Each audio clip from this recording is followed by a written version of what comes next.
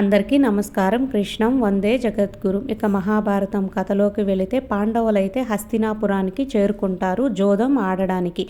అంటే కౌరవులు ఆహ్వానించుంటారు కదా, అందువల్ల వస్తారనమాట. అయితే వచ్చిన తర్వాత అక్కడ సభలో అన్ని సన్నాహాలు అయితే చేస్తుంటారు. దుర్యోధనుడు, అదేవిధంగా మేనమామైన శకుని తీసుకొని వస్తాడు మాయాపాచికల్ని. అవి మాయాపాచికలు, ఇవి అధర్మమైన ఆట అనమాట. ఈ మాయాపాచికల ద్వారా శకుని ఏది చెబితే అది పడతాయి అన్నమాట.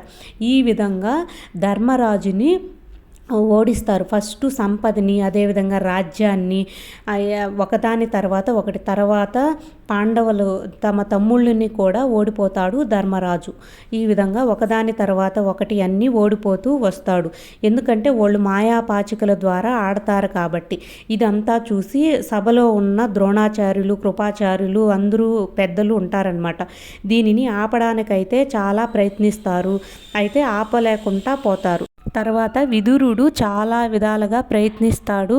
ధృతరాష్ట్ర రాజా, మహారాజా దీన్ని ఆపడానికి ప్రయత్నించు, ఇక్కడ చాలా అధర్మం జరుగుతుంది, ఇది చాలా అన్యాయము అని చెప్పేసి అన్ని విధాలా ప్రయత్నిస్తాడు. కానీ ఆపలేకుండా పోతాడు. ఎందుకంటే దుర్యోధనుడు పట్ల ఆయనకి చాలా అమితమైన ప్రేమ కాబట్టి, పుత్ర వ్యామోహం ఎక్కువగా ఉంది కాబట్టి ధృతరాష్ట్రుడు ఏమీ ఆపలేకుండా పోతాడు.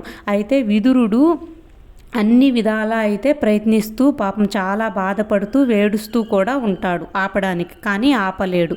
తర్వాత ఈ విధంగా ద్రౌపదిని కూడా పణంగా పెట్టవలసి వస్తుంది ధర్మరాజు. అయితే ఆ ద్రౌపది మాత్రం దీనికి అంగీకరించదు, చాలా బాధపడుతూ ఉంటుంది. ఇంతమంది పెద్దలున్నారు ఈ సభలో, దీనిని ఆపలేకుండా పోతున్నారు అని ఆమె కూడా చాలా బాధపడుతుంది. అయినా సరే ఎవ్వరూ ఈ అధర్మాన్ని ఆపలేకుండా పోతారు. తర్వాత ఆమె సభలోకి ఆమెని బలవంతంగా ఈడ్చుకొని వస్తారనమాట దుశ్శాసనుడు. వచ్చినప్పుడు ఆమె చాలా బాధపడుతూ ఆర్తనాదాలు చేస్తూ ఉంటుంది. తర్వాత అక్కడ ఆమె ఎన్ని విధాలుగా ప్రయత్నించినా కూడా ఆమె వాళ్ళని ఆపలేకుండా పోతుంది. అయితే ఆమె దేవుడిని ప్రార్థిస్తుంది అనమాట, కృష్ణుడిని, కృష్ణ నువ్వే నన్ను కాపాడాలి గోవింద అని అన్ని విధాల దేవుణ్ణి వేడుకుంటుంది ద్రౌపది. అప్పుడు కృష్ణుడు ఆమెను కాపాడుతాడు.